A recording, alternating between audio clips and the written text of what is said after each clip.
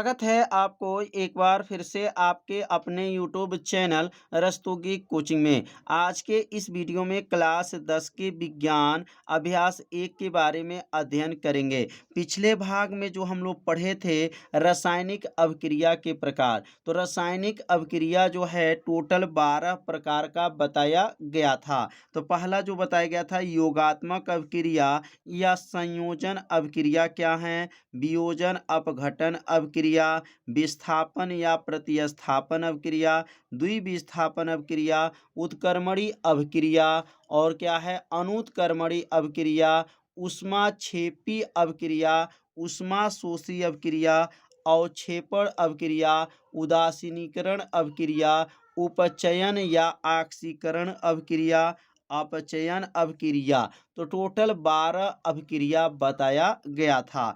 तो 12 अभिक्रिया में 4 अभिक्रिया की परिभाषा जो है बताया जा चुका है। योगात्मक अभिक्रिया, वियोजन अभिक्रिया, विस्थापन अभिक्रिया, द्विविस्थापन अभिक्रिया का परिभाषा का यदि आप सभी विद्यार्थी वीडियो नहीं देखे होंगे तो प्लेलिस्ट में वीडियो है, वहां से जाकर के वीडियो को देख सकते हैं। अब इस भाग में उत्क्रमणीय, अनुत्क्रमणीय, ऊष्माक्षेपी, ऊष्माशोषी, अवक्षेपण अभिक्रिया, उदासीनीकरण अभिक्रिया, उपचयन अभिक्रिया के बारे में अध्ययन करेंगे। तो आज जो है सभी अभिक्रिया के बारे में बताया जाएगा। तो पहला अब हेडिंग नोट कर लेंगे, उत्क्रमणीय अभिक्रिया। तो यहाँ पर हेडिंग नोट करेंगे उत्क्रमणीय अभिक्रिया। उत्क्रमणीय अभिक्रिया क्या है? उत्क्रमणीय अभिक्रिया से आप क्या समझते हैं? बहुत आसान उत्तर है, बस थोड़ा सा आप लोग ध्यान दीजिए, परिभाषा तुरंत क्या होगा याद हो जाएगा। तो कहेंगे वे अभिक्रिया जो अग्र तथा पक्ष दोनों दिशाओं से संपन्न होती हैं, ऐसी अभिक्रिया को उत्क्रमणीय अभिक्रिया कहते हैं। यहाँ लिखेंगे वे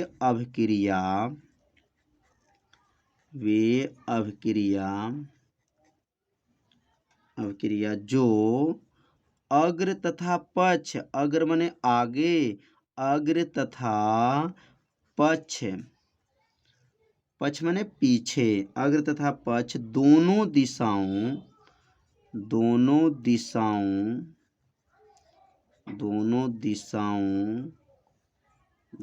में संपन्न होती हैं। दोनों दिशाओं में क्या होती हैं? संपन्न होती हैं। उसे क्या कहते हैं? उत्क्रमणीय अभिक्रिया। उसे उत्क्रमणीय अभिक्रिया कहते हैं। कितना आसान है। वे अभिक्रिया जो अग्र तथा पक्ष दोनों दिशाओं में संपन्न होती हैं, उसे उत्क्रमणीय अभिक्रिया कहते हैं। अब अग्र और पक्ष का मतलब क्या है?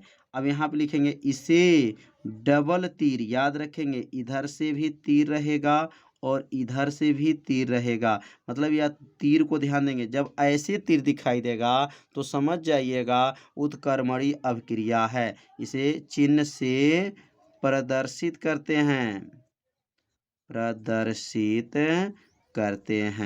कितना आसान है। तो कहेंगे वे अभिक्रिया जो अग्र तथा पक्ष दोनों दिशाओं में संपन्न होंगे, उसे उत्क्रमणीय अभिक्रिया कहते हैं। अब यहाँ पर इसका रिएक्शन लिख लेंगे।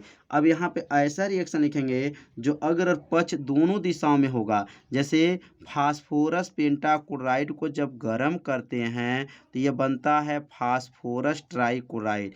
फास्फोरस ट्राइक्लोराइड और क्लोरीन गैस बनता है। और जब इसको गर्म करेंगे तो फास्फोरस पेंटाक्लोराइड बन जाएगा। मतलब अग्र और पक्ष दोनों दिशाओं से बनता है। मतलब इसको गर्म करेंगे तो यह बनेगा, इसको गर्म करेंगे तो यह बनेगा। ऐसे अभिक्रिया को क्या कहा गया है?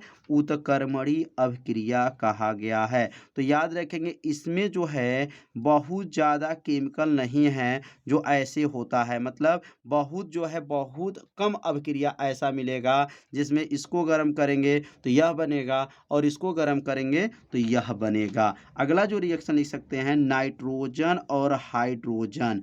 अब नाइट्रोजन और हाइड्रोजन को गर्म करेंगे तो क्या बनेगा, अमोनिया गैस बनेगा और अमोनिया गैस को गर्म करेंगे तो क्या बन जाएगा, नाइट्रोजन और हाइड्रोजन बन जाएगा। मतलब अग्र और पक्ष दोनों दिशाओं में संपन्न होती हैं, ऐसे अभिक्रिया को क्या कहा गया है, उत्कर्मणी अभिक्रिया कहा गया है। तो मतलब यहाँ पर जो केमिकल लिया गया, इसको गर्म करेंगे तो यह बनेगा और इसको गर्म करेंगे तो यह बनेगा, तो इस अभिक्रिया को उत्कर्मणी अभिक्रिया कहते हैं। तो परिभाषा और उदाहरण आप सभी विद्यार्थी अपने कॉपी में क्या कीजिए, नोट कर लीजिए। अब अगला हेडिंग है अनुत्कर्मणी अभिक्रिया। अब यहाँ पे लिखेंगे दूसरा हेडिंग अनुत्कर्मणी। अब अभी क्या पढ़े हैं, उत्कर्मणी, अब क्या आ गया, अनुत्कर्मणी अभिक्रिया। अब अनुत्कर्मणी अभिक्रिया क्या है, बहुत आसान, ये भी उत्तर है। वे अभिक्रिया जो केवल एक ही दिशा में होगा, और उत्कर्मणी में क्या था, अग्र और पक्ष दोनों दिशाओं में हुआ था, लेकिन अनुत्कर्मणी अभिक्रिया में केवल जो है एक ही दिशा में संपन्न होगा, ऐसे अभिक्रिया को क्या कहा गया, अनुत्कर्मणी अभिक्रिया कहा गया। तो परिभाषा यहाँ लिख लेंगे, वे अभिक्रिया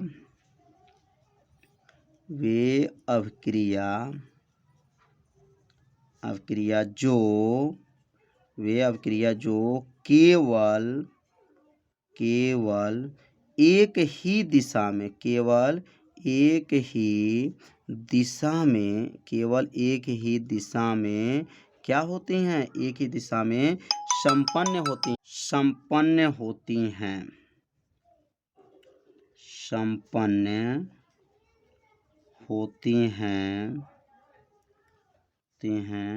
ऐसे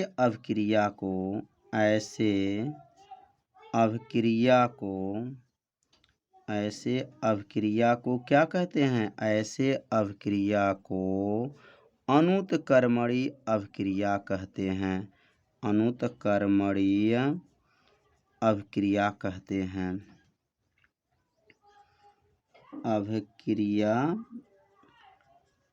हैं। मतलब यह ऐसा जो अभिक्रिया है जो केवल एक ही दिशा में होगा, वह दोनों दिशा में अभिक्रिया संपन्न नहीं होगा, ऐसे अभिक्रिया को क्या कहा जाएगा, अनुत्कर्मणी अभिक्रिया कहा जाएगा। अब यहाँ पे जैसे मान लेते हैं कार्बन और ऑक्सीजन, अगर इसको गर्म करेंगे तो यह क्या बनेगा, कार्बन डाइऑक्साइड बनता है। या अगर कार्बन डाइऑक्साइड को गर्म करेंगे तो कार्बन ऑक्सीजन नहीं बनेगा, ऐसे अभिक्रिया क्या कहलाएगा, अनुत्कर्मणी, केवल एक ही दिशा में। यहाँ लिखेंगे इसे एक तीर से प्रदर्शित करेंगे, ध्यान देंगे, तीर, इसमें एक तीर रहेगा, से प्रदर्शित करते हैं। और अनुत्कर्मणी अभिक्रिया में दो तीर लगा होता है, कितने तीर लगा होता है, दो, इसमें एक प्रदर्शित करते हैं। तो याद रखेंगे, जब इसको गर्म करेंगे तो यह बनेगा, लेकिन इसको गर्म करेंगे तो यह नहीं बनेगा। इस अभिक्रिया का नाम क्या हो जाएगा, अनुत्कर्मणी अभिक्रिया। उत्कर्मणी में क्या होता है, अग्र दिशा से और पक्ष दिशा से दोनों अभिक्रिया होगा। अब यहाँ पे एक और एग्जाम्पल लिख लेंगे, 2Na+2H2 मतलब सोडियम है, और जल के साथ जब क्रिया कराएंगे तो यहाँ कास्टिक सोडा बनेगा, NaOH इसका नाम है कास्टिक सोडा, और यहाँ बनेगा हाइड्रोजन गैस। मतलब यहाँ पर जो है एक पदार्थ को जो गर्म किया गया और यह जो उत्पाद बना, और उत्पाद को जब गर्म करेंगे तो यह अभिकारक नहीं बनेगा। मतलब इसको गर्म करने पर तो यह बनेगा, लेकिन इसको गर्म करेंगे तो यह नहीं बनता है, ऐसे अभिक्रिया को अनुत्कर्मणी अभिक्रिया कहा जाता है। अब अगला लाइन लिखेंगे, ऊष्मा अभिक्रिया, ऊष्माक्षेपी अभिक्रिया।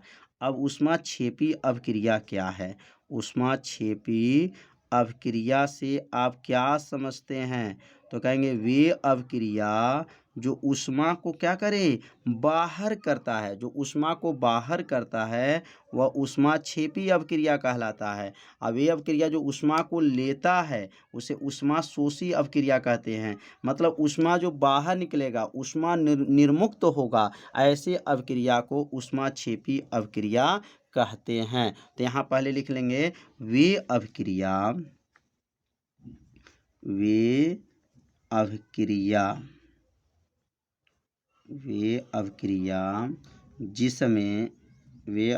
जिसमें जिसमें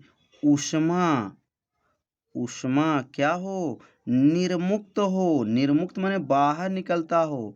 निर्मुक्त वे अभिक्रिया जिसमें ऊष्मा निर्मुक्त होती हैं ऐसे अभिक्रिया को क्या कहते हैं, ऐसे अभिक्रिया को ऊष्मा क्या होता है, क्षेपी अभिक्रिया कहते हैं। ऊष्माक्षेपी अभिक्रिया कहते हैं। कितना आसान है। एक बार पढ़िए, दो बार पढ़िए, परिभाषा तुरंत क्या होगा, याद हो जाएगा। वे अभिक्रिया जिसमें ऊष्मा क्या हो जाए, बाहर निकलता हो, ऐसे अभिक्रिया को क्या कहेंगे, ऊष्माक्षेपी अभिक्रिया कहते हैं। अब यहाँ पर जैसे जो है उदाहरण लिखेंगे, तो उदाहरण लिखेंगे जब हाइड्रोजन और ऑक्सीजन के साथ जब गर्म किया जाता है तो जल बनता है, और उसके साथ जो है 136.8 कैलोरी ऊष्मा भी प्राप्त होता है। तो यहाँ उदाहरण लिख लेंगे, या जैसे लिख लीजिए यहाँ पर, जैसे जब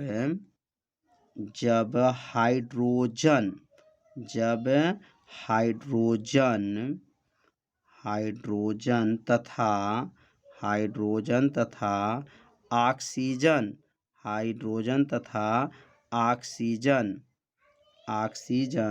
के साथ क्या करेंगे, गर्म किया जाता है। जब हाइड्रोजन तथा ऑक्सीजन के साथ क्या करते हैं, गर्म किया जाता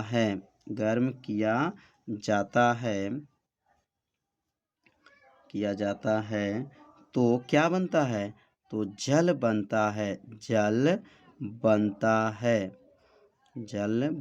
है तथा इसके साथ क्या प्राप्त होता है, इसके साथ जो है 136.8 कैलोरी ऊष्मा भी प्राप्त होता है। कैलोरी ऊष्मा भी क्या होता है, प्राप्त होता है। कितना आसान है। कहेंगे वे अभिक्रिया क्या है, ऊष्मा को निर्मुक्त करती हैं, वो तो ऊष्माक्षेपी अभिक्रिया कहलाती हैं। लेकिन जब अब यहाँ पर हाइड्रोजन और ऑक्सीजन को जब मिलाया जाएगा तो यहाँ 2H2 + O2, अब इसको गर्म करेंगे तो यहाँ 2H2O जल बनेगा, उसके साथ 136.8 कैलोरी ऊष्मा भी प्राप्त होगा। याद रखेंगे क्या है, हाइड्रोजन और ऑक्सीजन मिलेगा तो जल बनेगा, और उसके साथ 136.8 कैलोरी ऊष्मा भी प्राप्त होगा। तो इस रिएक्शन को जो है आप सभी विद्यार्थी अपने कॉपी में क्या कर लीजिए, नोट कर लीजिए। अब अगला जो है ऊष्माशोषी अभिक्रिया क्या है, तो अगला हेडिंग नोट करेंगे, ऊष्माशोषी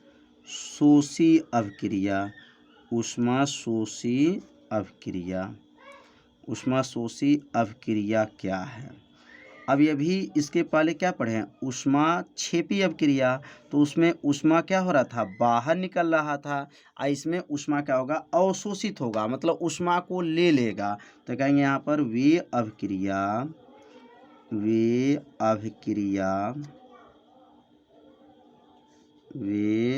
अभिक्रिया जो ऊष्मा को, वे अभिक्रिया जो ऊष्मा को क्या करता है, ऊष्मा को अवशोषित करता है, अवशोषित करती हैं। ऊष्मा को क्या करती हैं, अवशोषित करती हैं। वे अभिक्रिया जो ऊष्मा को क्या करती हैं, अवशोषित करती हैं, ऐसे अभिक्रिया को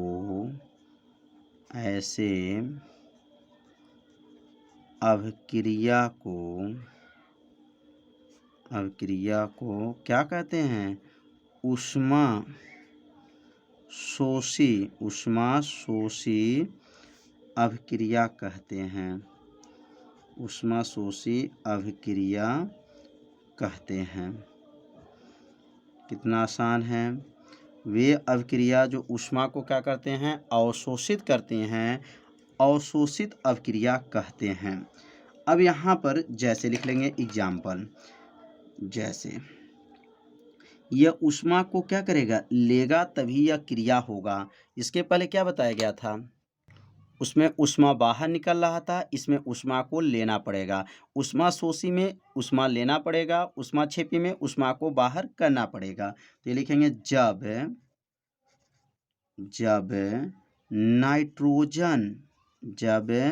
नाइट्रोजन तथा ऑक्सीजन करता है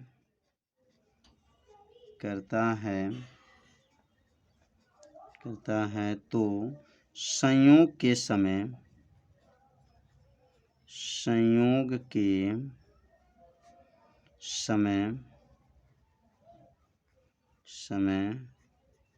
42 कैलोरी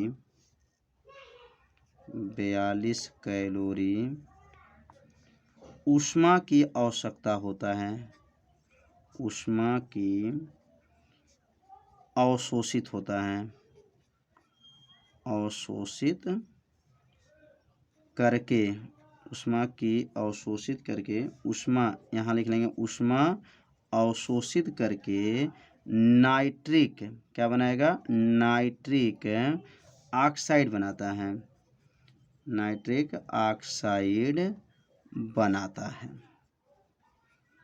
तो ये लाइन समझ में आ गया होगा कि जब नाइट्रोजन और ऑक्सीजन का संयोग करता है तो संयोग के समय 42 कैलोरी ऊष्मा, ध्यान देंगे 42 जो है किलो कैलोरी, यहाँ जो है किलो लिख लीजिएगा, 42 किलो कैलोरी 42 किलो कैलोरी ऊष्मा को क्या करता है, अवशोषित करेगा, तभी जा कर के बने। जैसे नाइट्रोजन और ऑक्सीजन और 42 किलो कैलोरी मतलब यह ऊष्मा एरो से पहले रहेगा, और उसमें क्या था, एरो के बाद था। यह एरो के पहले और वह जो है एरो के बाद, मतलब ऊष्मा छेपी में याद रखें एरो के बाद रहता है, ऊष्मा शोषी में एरो से पहले रहता है। तो यहाँ पर जो है नाइट्रोजन और ऑक्सीजन और 42 किलो कैलोरी ऊष्मा को मिलाया गया, गर्म किया गया, तो क्या बना, नाइट्रिक ऑक्साइड बना। तो इस अभिक्रिया को क्या कहा गया, ऊष्मा शोषी अभिक्रिया कहा गया। तो आज के इस वीडियो में कौन कौन से अभिक्रिया पढ़े हैं, उत्क्रमणी, अनुत्क्रमणी, ऊष्मा छेपी, ऊष्मा शोषी अभिक्रिया पढ़ें। अब अगले भाग में अवक्षेपण, उदासीनीकरण, उपचयन, अपचयन अभिक्रिया के बारे में बताया जाएगा। तो आज का यह वीडियो कैसा लगा, आप सभी विद्यार्थी जरूर कमेंट कीजिएगा, वीडियो को लाइक कर दीजिएगा, और चैनल पे यदि आप पहली बार आए होंगे तो चैनल को सब्सक्राइब जरूर कर लीजिएगा, और वीडियो को अपने सभी दोस्तों के पास शेयर जरूर कर दीजिएगा। मिलते हैं अब अगले भाग में, तब तक के लिए सभी विद्यार्थियों को नमस्कार।